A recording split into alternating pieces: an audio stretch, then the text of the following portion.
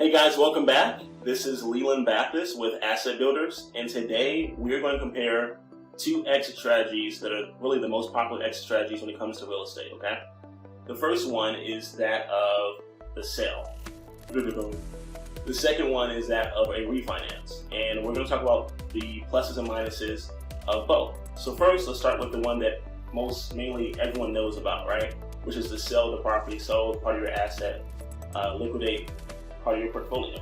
Okay. First and foremost, here we go. The benefit is you have the ability to get cash. Great, right? It's always a good thing. People love cash. Cash reserves, have money in your pocket. Great feeling. All right.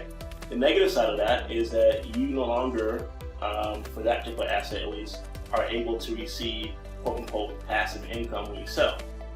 So it's more of a give and a take. The next thing about that is hands off. All right. So if it's your only asset in your portfolio, you are now either completely on the hunt for a new asset, or you're just kind of out of the game, right? For that time being. So it can be very, very hands off there, and that can be a positive and a negative. For some of us who have families, that may be a positive for you. Maybe you don't want any more properties. For some of us who don't have families, maybe you want something additional to do. Maybe you want a property management company, I don't know, right? Next thing, tax penalty.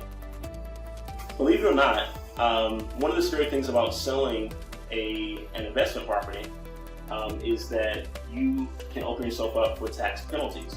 Now, there are things available such as opportunity zones, 1031 exchanges, where it can limit, defer, or sometimes take away your tax liability altogether. But you have to be prepared ahead of time. You can't have a closing tomorrow and then think to yourself, oh wait, should I talk to my CPA about getting a tax deferment through a 1031 exchange? You have to have that in place months in advance, okay? Several months in advance.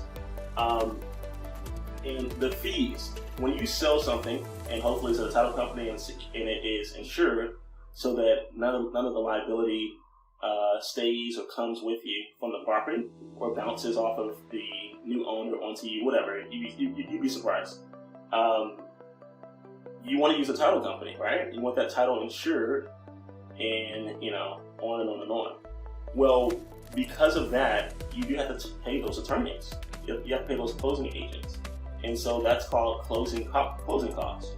So closing costs can range anywhere from, depending on the title company, it could be anywhere from maybe 3% to even 5% just for closing costs. If you use a realtor, right, and they use MLS, they're a licensed realtor or a licensed broker, what will happen is you will pay a commission because you're the seller, you're the one who's receiving funds. And so that can be, in itself, can be 6%. You then will still have, if you have not set up a 1031 exchange, or if you're not reinvesting in an opportunity zone, you will pay capital gains tax. Now that capital gains tax will be based on your income statement, when you file your taxes for that year, but you will pay it nonetheless, whether it's now or later, you're still going to pay it. Give or take, depending on what kind of deductions you have, right? So you can expect your capital gains based on your state and the federal guidelines for capital gains to be anywhere from 20 to 30%.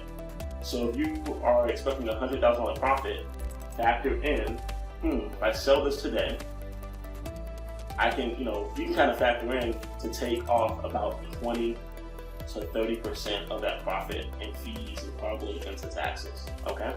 So that's one of the reasons why I hate selling, all right?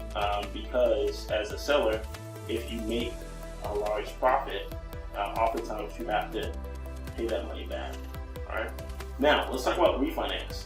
On the refinance, you can do what's called a rate and term refinance, or you can do what's called a cash out refinance.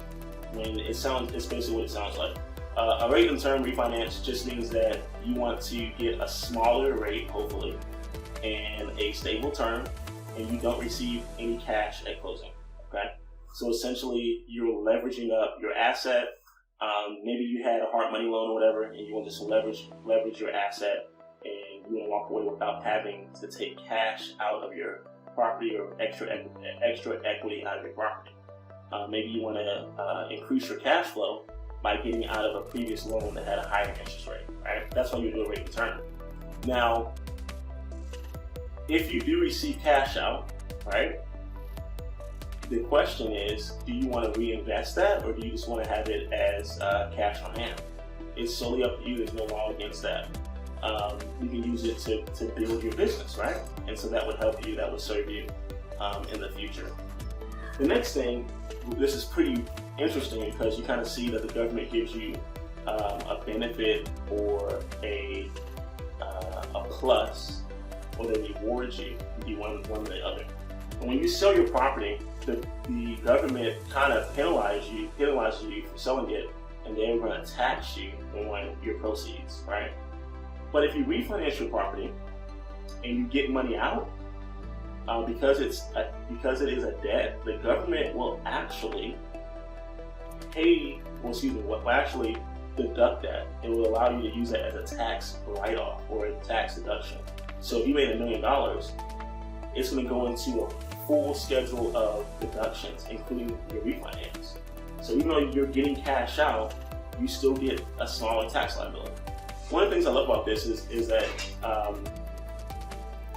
in another business that we have for our high net worth clients, they love to do refinances because if they're already earning a lot of money, let's say as an attorney or a doctor or a lawyer or whatever, they're earning a lot of money and they want to offset their taxes, right?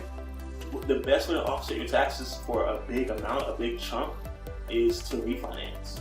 And so if you ever wonder why people would refinance every 2 years or whatever else, that's part of the reason there. It allows you to lower your tax liability, okay? So let's recap real quick. The two most popular exit strategies when it comes to real estate are obviously the sell, and then secondly, the refinance. Both of them have positives and both of them have negatives. Ultimately, you can still obtain cash with both. It just depends on how much of cash is needed and how much of it is a necessity for you. All right.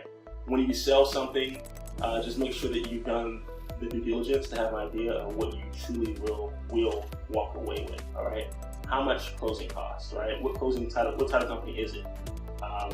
You want to know that ahead of time. What type of tax penalty should you expect? Etc. Etc. Etc. Thank you guys so much for your time, and we'll see you on the next video.